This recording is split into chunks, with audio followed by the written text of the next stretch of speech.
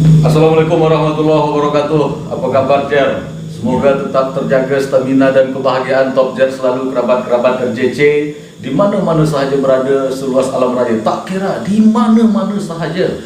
Juga bahagia kita malam ni selain RJC Rumah Hitam Jer Channel, ada Putra Adi Surya juga ikut dalam bincang-bincang kita malam ini dalam ekspedisi Melayu Rau. Jadi Melayu Rau di tengah kita ni kerabat-kerabat RJC perlu tahu Pak Datuk Amran Datuk Dorajo. Beliau ini baru selesai merampungkan buku tentang sejarah Rau dan masih di Universitas Andalas ya, dalam waktu dekat mudah-mudahan kita doakan segera terbit. Ada Bang Zuki ya, Bang Harzuki dari Kuala Lumpur yang dalam forum Jaro ya, jaringan Rau di Malaysia, dan Bang Yuki ini keturunan dari Rau yang sudah generasi ketiga atau generasi keempat, Bang? Keempat. Generasi keempat. Artinya kalau kita ambil ke belakang, boleh jadi ketika dulu Tuanku Rau memilih berhenti atau memilih menghentikan peperangan dan membuat kesepakatan dengan Belanda untuk sama-sama meninggalkan tanah Rau, pasukan Padri, mungkin beliau orang tua atau kakek inyek moyang dari Bang Yuki itu bahagian dari pasukan Padri itu, mungkin yang Semenanjung, Semenanjung kalau kita bahasa Rawanya boleh. Melaya dulu. Terima kasih Pak Datuk, Allah menerima kami berbincang-bincang malam di rumah Pak Datuk di Muaro Tolang. Nah, ini tempat di Muaro Tolang ya, bersama Bang Yuki, dan insya Allah mudah-mudahan bincang-bincang kita bisa menguak lebih jauh tentang Melayu Rau ya. Jadi Melayu Rau sebagai sebuah bangsa Melayu, bahasa menunjukkan bangsa. Bahasa Rau itu jelas memiliki identiti yang jelas sebagai sebuah penanda bahwasanya Rau itu Melayu. Nak komano, nak kokien, itu bahasa Rau, bukan bahasa Minangkabau, bukan bahasa Batak ya. Jadi Pak Datuk, terima kasih. Mungkin Bang Yuki bisa lain mungkin ditanya ke Pak Datuk. Bang Yuki dulu. Oke. Assalamualaikum warahmatullahi wabarakatuh. Waalaikumsalam warahmatullahi wabarakatuh. Jadi saya adalah wakil dari Persatuan Anak-anak Rau Malaysia yang ingin merungkai atau menggali lagi sejarah Rau ini. Jadi tajuk dia yang terutamanya ingin bertanyakan ilmu yang ada pada Datuk Amran Dorajo, di mana soalannya ada dua. Satu, bilakah Islam bertapak di Rau? Ya. Yang kedua, bilakah tulisan Jawi yang Jawi itu dikira sebagai tulisan bangsa Melayu. Jadi bilakah di Rau ini dipergunakan tulisan itu? Jadi kita akan tunggu dapat penjelasan daripada Datuk Amran Dorajo. Oke kan Datuk. Jadi Jer alih bahasa bahasa Melayu Rau ya, ditanya dek Bang Yuki Cakro dari Malaysia, dari Jaro Malaysia. Bilo Islam mulai bertapak di Rau. Sudah tu bilo pulo huruf Jawi ya, huruf Jawi ke huruf Arab gundul. Huruf gundul mulai dipergunakan, dan itu bahagian dari peradaban, catatan sejarah. Mungkin mana tuh bisa membagian gitu pencerahan lah. Silakan mana tuh. Jadi baik kita kan bergantung kepada sumber yang kita tahu. Betul. Nah, berdasarkan sumber yang kita tahu, tentu kita tidak mungkin balik ke alam zaman itu. Iya, benar. Ya. Kita berdasarkan sumber. Jadi sumber yang tertua yang kita peroleh tentang Islam di Lembah Rau itu awal mudanya dibawa oleh Syekh Yaman. Syekh Yaman. Okay. Yang berasal dari negeri Yaman. Benar. Siapa namanya pun Allah alam bisa Tuhan yang Maha tahu. Ya. Beliau datang ke Rau diperkirakan di abad ke-13. Abad juga boleh. Abad 13. Terus sampai di Rau ke Kampung Juar, Nagori Lomo. Ah, Sekarang, iya, itu dulu. daerah mulai. Dulu Kampung Juar. Kampung Juar namanya. Bertemulah dengan Datuk Maju Kayu di Datuk. Kampung Juar. Iya. Kan menurut orang tua kita dulu kan bertemu, kita memasuki masyarakat, suatu masyarakat adat, Iya. dan harus ikut adat. Betul. Dalam istilah adat Rao, jauh mencari suku, dekat mencari kaum. Betul. Dijadikanlah anak cucu kemenakan oleh Datuk Majakayo, Datuk Majakayo. Syekh Yaman tadi. Iya. Nah, diangkatlah anak keturunan Syekh Yaman dengan gelar, diberi gelar Soko, gelar Pesaka, Iya. gelarnya Imam Malin Kayo. Imam Malim Imam Kayo. Malin Kayo di Kampung Juar, Lomong sekarang. Lomong. Nah, Anak keturunannya terus menyebarkan Islam ke arah utara. Oh, arah utara Arah berarti utara. Tapanuli ya? Belum arah Kutorajo. Kutorajo. Arah Kutorajo. kan kayak dia Iya, iya. di Rumbio tuh ada. Kutorajo. Ketuanya Rumbio. Jadi salah seorang anaknya tinggal di Tanjung Sialang, Tanjung Sialang. Kutorajo hari ini. Oh, dulu nama Kutorajo itu Ah. ya Tanjung Sialang. Sialang. Ah. Kemudian menyebarkan Islam di situ. Kemudian anak-anak yang lain terus ke Batu Tinggi, Hmm. yang masih ke arah hulu, arah hulu. Terus menyebar sampai ke daerah Tapanuli. Iya. Menurut cerita, cerita ini yang disampaikan oleh Tuan Syekh Haji Muhammad Nur Effendi. Sama Nur Effendi Effendi. yang Tingaronya. Sungironya. Oke. Karena beliau adalah keturunan itu sendiri. Oh, alhamdulillah. Berarti dalam bentuk catatan lah ya benar tuh? Terputusnya, Terputus. lain tapi terputus. Oke. Jadi Syekh Muhammad Nur Effendi ini keturunan daripada rumah Haji Kumalo, Lomo. Kalau kita di Malaysia, Raja Kemala. Itu sejarah aku Raja Kemalo itu memang rapat dengan aku. Aku tahu sejarah Raja Kemalo. Iya. Dia yang keturunan itu yang membuka Tanjung Malim. Iya betul. Namanya Datuk Mustafa. Ada.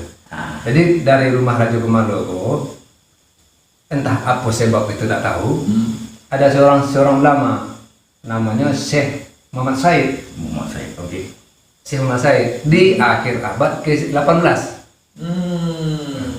Berarti Ya, lah kita- masuk Belanda. Belum ada, belum Belanda, belum mulai pengaruh Belanda. Entah apa sebab diseranglah oleh Syekh Muhammad Said kampung Kota Tonga Kota tuh. yang Itu kan Datuk dari mana, Bu? di daerah Kota Baru gini mungkin. Kota Baru ya. Antara Kota Baru dengan Longor mungkin. Datuk ya di situ Datuk Kayo. Ayo. Datuk Kayo sampai ke Sengironya. Aku Datuk Kayo pun lari, itu ke Mapat Tunggul. Oh, naik atas. naik atas. Tunggul. Jadi singkat cerita, Syekh Muhammad Said lah yang mendirikan kampung Sungironya dengan gelar Datuk Rajo Mengguyang. Ya. Orang pertama Rajo dengan Mengguyang. Datuk Rajo Mengguyang. Iya. Nah, di Sungironya. Itu Syekh Muhammad Said Datuk Rajo Mengguyang. Itu akhir abad ke-18. Itu kata Syekh Muhammad Nur Effendi, masih keturunan tapi kami terputus ranji gitu. Iya, Terputus. Jadi bersangkut dengan apa namanya tadi? Turun Jawi. Turun Jawi. Karena para ulama yang setara Syekh Muhammad Said kan, Ya. kemudian generasi berikutnya Syekh Muhammad Said Datuk Raja Mengguyang. Di abad ke-17 datang lagi seorang ulama yang bernama Syekh Nurdin bin Abdul Rauf Al-Baghdadi. Baghdadi. Nah, di akhir abad di pertengahan abad ke-17. Abad 17. Kalau berdasarkan silsilah daripada Syekh Nurdin, bersaudara 3 orang.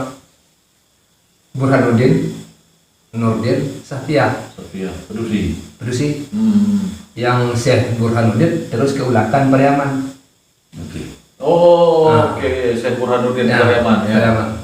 Syekh Nurdin dan Safiyah saudaranya berangkat ke Rau. Oh. Wait. Syekh Nurdin menikah di Rau, Safiyah pun menikah di Rau. Nah, keturunan Syekh Nurdin itu anaknya 5 orang. Syekh Abdul Rauf, Syekh Abdul Halil, Syekh Husin, Rabi'ah. satu Rabi'ah. satu perempuan. Hmm. Nah. Syekh Abdul Rauf punya anak 11, generasi ketiga kan? Ya. Generasi ketiga 11, tapi yang diketahui sekitar 5. Limo. Nah, maksudnya Syekh Hasim, Syekh Abdul Wahab, Syekh Harudin, Syekh Abdullah. Ya. Ketika Syekh Hasim sebagai pimpinan Menesa, nah, mengapa disebut Menesa? Karena di Menesa itu sebenarnya madrasah. Madrasah ya. Nah, madrasah. Jadi situlah asal mulanya di masa itu tuh, baik Syekh Yaman maupun Syekh Nurdin, mereka mendirikan Menesa. Sehingga orang Rawa mengenal Menesa itu masjid. Iya iya iya. Nah, masjid. Padahal itu madrasah kan. Jadi orang Rawa awalnya mengenal masjid itu namanya sampai hari ini kami masih ingat, Ya. masih mendarah daging bahwasanya masjid itu namanya Menesa. Iya. Menesa. Pemanu orang Penosa. Menesa. Nah. Nah, Menesa itu kan madrasah, Iya. tempat menuntut ilmu. Nah. Jadi di waktu itu mereka telah menggunakan huruf-huruf Melayu, Oh, huruf Jawi. iya. Itu di pertengahan abad ke-17. Dengan abad ke-17. 17. Berarti 1600-an, Bang. 1600-an. 1600. Ya.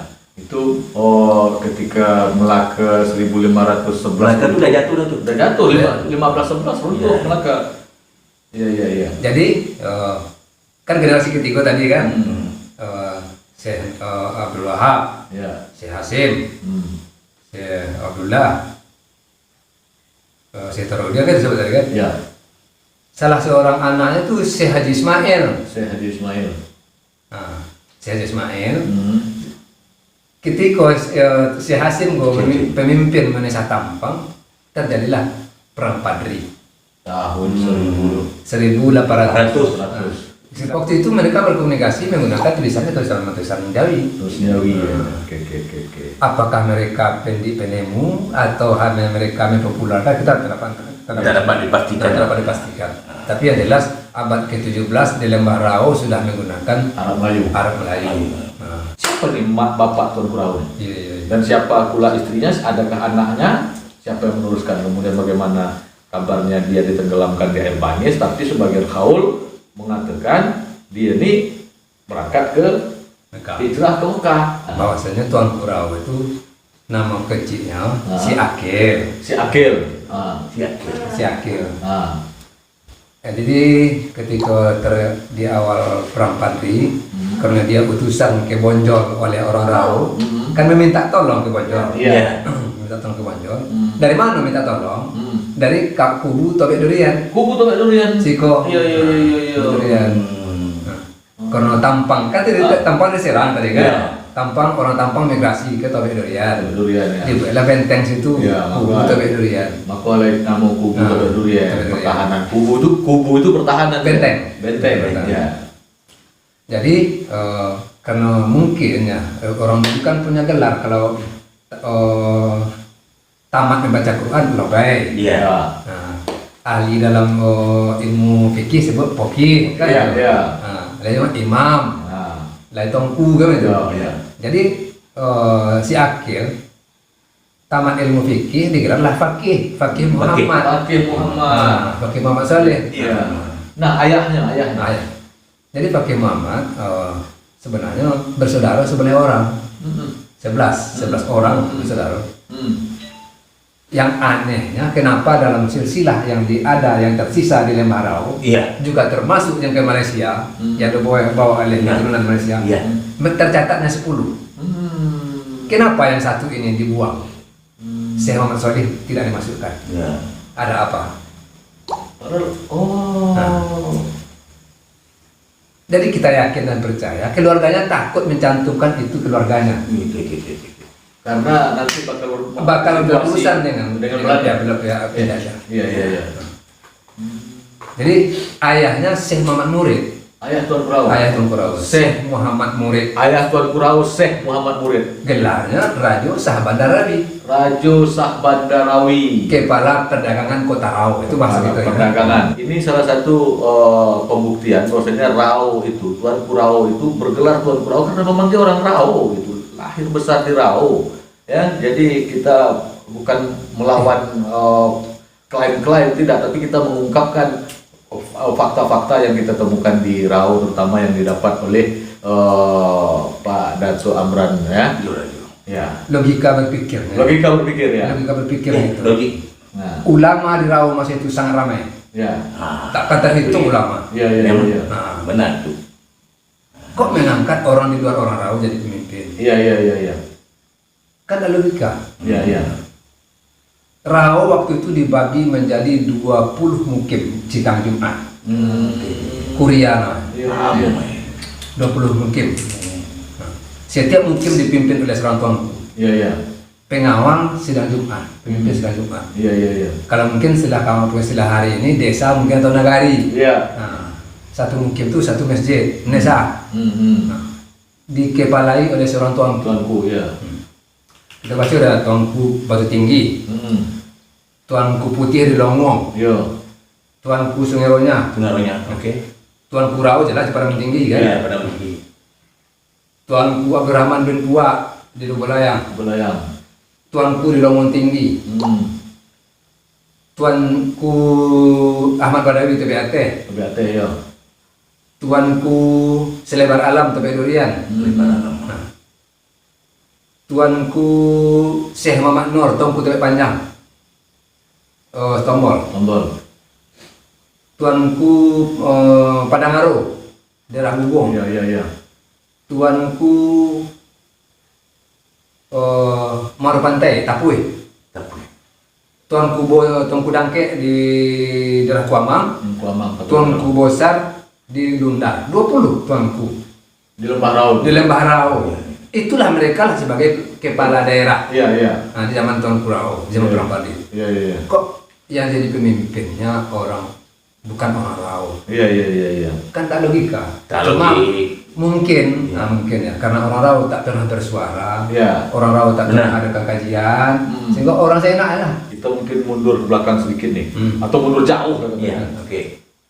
Dengan adanya sejumlah temuan-temuan benda-benda sejarah ya, artefak-artefak termasuk menhir, kemudian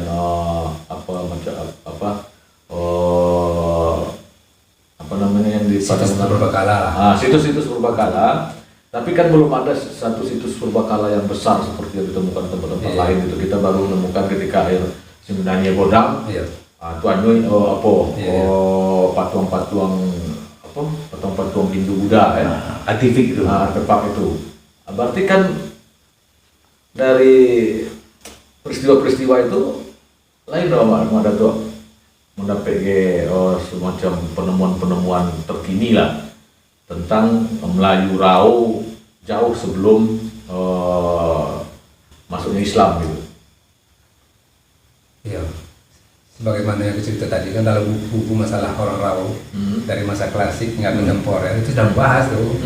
Nah, dari mana orang Rau, bagaimana budaya orang Rau, Iya. sudah bahas.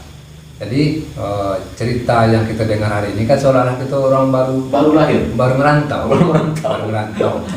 orang daerah rantau kan. Iya. Sementara pengertian rantau itu sebenarnya rantau itu bahasa Rau. Iya, rantau bahasa Rau. Nah. Yang artinya tidak dipahami orang sekarang. Iya, iya, iya. Nah, jadi dasar pemukiman awal orang Rau, Bosolok, Boalahan, Bososok, Bobandaran, Iya. Bokorong, Bokampung. Nah. Ini tidak mengenal rata-rata dusun Koto Nagari. Dok. Tidak mengenal itu. Betul. Jadi Solok itu genangan-genangan air di pinggir sungai. Bila banjir, ikan Iya. naik. Iya. Nah, Lah surut, iya tuh gondang tinggal tuh. ikan. Masuk ikan. Ikan. Nah. Nah, situlah leluhur orang Rau awal peradaban. Iya. Setelah mungkin berkembang peradaban manusia, akal pemikiran kan, mulai ikan di Solok malah malahan, Iya. mbek alahan. Iya. Nah, sungai kan dialah, Iya. nanti ditimbo kan, Iya. Nah. itu alahan. Iya. Bonjo itu alahan panjang namanya. Iya, betul. Alahan mati sampai Ah. badan panjang Solok nah. Iya. Nah, jadi Solok itu genangan-genangan air di pinggir sungai. Nah, bermakna orang Rauko dulu hidupnya bergantung kepada kelangsungan hidup bergantung kepada tersedianya ikan. Iya, sungai. Gathering. Iya. Sampai kini faktanya memang itu. Memang orang Rau suka ikan. Ah. Sampai hari ini orang Rau suka ikan. Nah. Bertobek, kan. Tidak ada lagi ikan tersedia di Solo. Alhamdulillah. Ya. Pergi ke rantau. Nah, rantau itu tempat ikan. Iya, iya, iya, iya. Nah, juga kehidupan. Iya. Rantau itu Sungai Doreh kan? Ya. Sungai Jeram. Jeram. Jeram. Itu ada Sungai Tenang, lumpurnya dalam, Iya. ikannya banyak.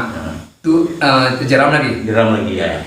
Antara Jeram dengan Jeram inilah disebut dengan rantau. Iya, iya, iya, iya, iya. Itu rantau. Masuk tuh lah Itu lagi. bahasa Rau, bahasa sebenarnya. yang artiah yang sebenarnya tentang kata rantau itu Iya. juga bergantung dengan kehidupan, mencari, melanjutkan Ya. kebutuhan hidup. Makanya bahasa merantau itu hari ini terpakai untuk meneruskan kehidupan. Ah. Kita perlu mencari sesuatu yang baru. Baru. Iya, iya. Jadi jangan disalahartikan rantau itu daerah taklukan. Iya, bisa. Ini yang salah itu. Iya, iya, iya. Jadi sekarang dikatakan Rau itu ujung teluk rantau agam. Seolah-olah Rau itu wilayah taklukan orang agam. Oh, Bukan. bukan, bukan. Betul, betul, betul, betul. Kurang agak merantau ke Rau gitu, ya. Mungkin dia Iya. bisa jadi. Mencari kehidupan di Ah. Rau gitu. Jadi yang pengertiannya bukan artinya daerah jajahan, bukan. Iya, iya, iya, iya. Kan dikatakan daerah rantau Minangkabau, seolah-olah taklukan. Iya. Bukan. Bukan. Rantau itu daerah tempat tersedianya sumber kehidupan. Iya. Jadi Berarti bangsa Melayu Rau itu lahir sejak boleh katakan abad keberapa gitu. Jadi berkembang kan akhirnya terjadilah korong kampung. Kampung, ya. Terjadi korong kampung. Di sana lagi mereka mula-mula mungkin semacam kelompok masyarakat. Karena waktu itu kan boleh dikatakan mungkin ya. Kita kan cuma aja bisa berasumsi ya. Ya. Di masa hidup Besolo, Bahalahan, Bososo, Bobanjar itu kan zaman primitif itu. Primitif. Iya, iya, iya, iya. Tidak menetap. Jadi orang nggak memerlukan pakaian bagus, Iya. nggak memerlukan Iya. emas. Hmm. Mereka hanya memerlukan Bisa bertahan hidup. Bertahan hidup. Nah, Iya. anak mungkin tidak mengenal ayah. Iya. Anak tidak mengenal ayah, Iya. hanya mengenal ibu. Jadi primus inter parens itu adalah seorang ibu. Iya, iya, iya. Karena bisa jadi kan memang peradaban masa itu tuh memang tidak bisa boleh jadi peradaban pada masa-masa itu kita kalau kita tarik ke belakang mungkin abad keberapa gitu, memang mungkin pernikahan itu berdasarkan siapa laki-laki yang kuat dia bisa tidak anak seorang ibu hamil dia bisa jadi karena beberapa peristiwa gitu baru tidak tahu siapa ayahnya gitu. Iya. Anak lebih dekat ibu. Dekat ibu, betul. Iya, iya, iya. Jadi Cara logika berpikirnya gitu. makanya penulis-penulis orang Eropa bangsa Belanda kan Ya. Jerman mengatakan orang itu bangsa lubu. Bangsa Lubu. Lubu itu kan artinya kotor itu. Ya lubu ya. Lubu. Lodah, Ya. kotor. Contoh batang asi.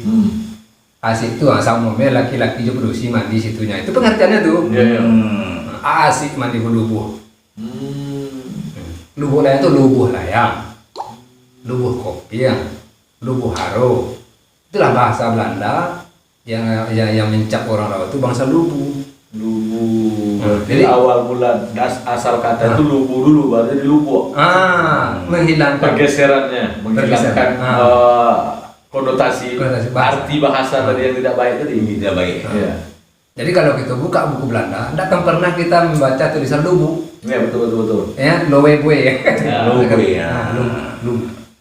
Oke. Jadi awal peradaban nenek moyang kita situlah dulu. Akhirnya mungkin kan di masa-masa itu mereka hanya percaya bahwasanya alam pertanggungjawaban setelah hidup mati Ya. akan dipertanggungjawabkan nanti dalam kubur. Itulah kepercayaan awal nenek moyang orang Rau, sehingga raja mati harus dikawal karena menghadapi mungkin berat tantangannya kan. Iya. Nah, makanya di dalam kuburan di Rau 7 orang kuburan raja ribu kan. Iya. 7 orang raja di ribu dia penduduk di dalam kubur. Iya. 7 orang memandikan. Nah, itu peradaban sebelum ada kepercayaan. Itu mungkin peradaban awal orang Rau. Peradaban awal. Kemudian abad awal abad Masehi kan muncul Hindu, Buddha. Itu jelas bang, sangat banyak buktinya. Iya. Sangat banyak buktinya peradaban peninggalan Hindu Buddha itu candi, prasasti, patung, Patung-patungnya. banyak ditinggalkan. Artinya itu prasasti Kebusutan kan menceritakan ada tiga orang raja situ. Jendrawarman, Wijayawarman, Wijayendrasekara, Amarwijaya, kan raja-raja Rao gitu. Kebusutan ya. Kebusutan. Putri Sanggabulan itu dia adalah satu ikutan raja, oke? Jadi benarkah Putri Sanggabulan dengan Tengah Baung itu dia sudah Islam? Jadi cara otomatis kalau pemimpin itu Islam, Rakyat yang dikelilingi itu akan ikut, Iya. atau ada yang di sebalik Iya. penceritaan itu. Begini bang, inilah realita dari sumber sejarah kan. Kalau kita runut sejarah Putri Sanggabulan yang katanya Candi Tanjung Medan itu abad ke-11 kan, abad ke-11. Tapi yang kita ceritakan Putri Sanggabulan hari ini bukan yang abad ke-11. Ini. Oke. Nah, Tak apa. Itu jadi Putri Sanggabulan itu ibunya Tengku Rao. Raja Songeh Bawong ini tidak jadi nikah dengan Putri Sanggabulan. Suaminya Raja Sabandar itu Syekh Muhammad Murid. Nah, Berarti masih muda aja tuh. udah jatuhnya. Karena pada cerita-cerita lain Putri Sanggabulan ini ada pada abad ke-11, mungkin abad ya. ke-9. Iya. Oke. Jadi sebenarnya Lembah Rao itu dikenal dengan emasnya. Oke. Nah, jadi ramai ulama ke Rao karena ada bandar besar di pedalaman. Iya. Penduduknya ramai. Para ulama ingin menyebarkan Islam ke Lembah Rao. Itu Iya. Jadi emas Rao kata Kristen Daubin itu kan sudah dikenal abad ke-8 sebelum Masehi. Iya. Sudah dikenal di India. Abad kedua Masehi sudah berdiri pemukiman bandar-bandar dagang orang dari Kalingga, India di hulu-hulu Sungai Kampar. Khusus khas untuk menampung emas dari Rao. Jadi sampai zaman Padri modal duit, biaya perang sebenarnya yang mendanai perang Padri itu Rao. Emas dari Rao.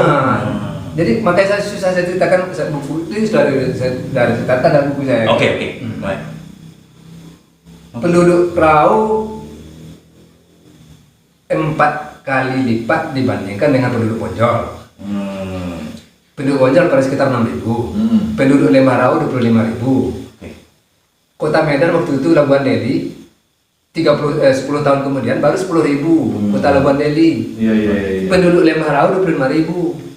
Seandainya tidak terjadi perang Padri, udah berapa penduduk sekarang? Iya. Wih, tak keluar kami. Berasa. Sekitar saya berikan 3 juta atau 4 juta orang. Iya. Berasa. Jadi macam Jakarta lah gitu. Wajar tidak hanya sebuah bangsa? Wajar saja. Nah, jadi Molabo, Singkil, Tapak Tuan, Tamiang, suku Anu Jame Aceh itu orang Rao. Stabat, Deli, Perbaungan, Langkat, Rao Tanjung Pura. Tanjung Pura. Mau yang sehat guru Ustaz Besaman kan Dari itu Tampang. itu Syekh Ismail tadi. Syekh Ismail. Jadi apa kontribusi orang Rao ketika perang Padri? Senjata, tenaga tentara, pembiayaan, biaya. ya. Sumber emas dari Rao adalah sumber perang Padri sebenarnya, pembiayaan perang Padri. Iya. Tapi itu tidak pernah terungkap. Alhamdulillah sekarang bukunya sudah ada di Yunan, insya Allah kan kalau punya duit nanti akan keluar kan. Udah ada atas itu. Oke, saya kira untuk setakat ini nanti kita perpanjang lagi dalam pertemuan atau dalam majelis setelah ini. Pasal sekarang sudah larut malam juga, kerabat RJC. Nanti kita tetap akan berbual juga nanti, tapi kita tutup dulu video kita nih, pengambilan gambar kita tutup. Selepas ini kita akan berbual lebih panjang. Rumah Hitam Biar Channel, Andi Putra di Surya, ya, channelnya jangan lupa di subscribe ya, Rumah Hitam Biar Channel. Top Jar semua. Assalamualaikum warahmatullahi wabarakatuh. Waalaikumsalam.